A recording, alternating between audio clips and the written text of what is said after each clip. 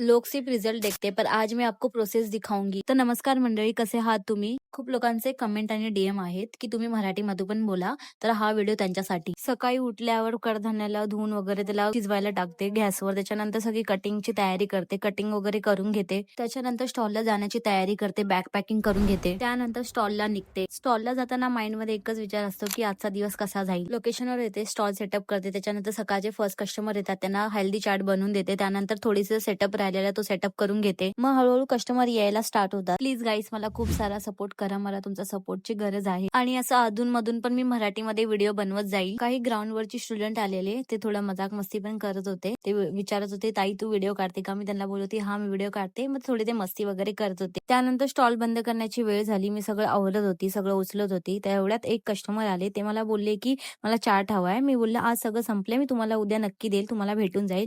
पण त्यांनी बघितलं की डब्यामध्ये थोडंसं मटकी आणि राजमा उरले होते, तर मला बोलले हेच बनवून दे. त्यांना काहीही करून आपल्या स्टॉलवरचा चाट आज खायचा होता, म्हणून जेवढं उरलं त्यांनी तेवढं घेऊन गेले. असंच प्रेम मला देत राहा आणि सपोर्ट करत राहा. Day 7 done.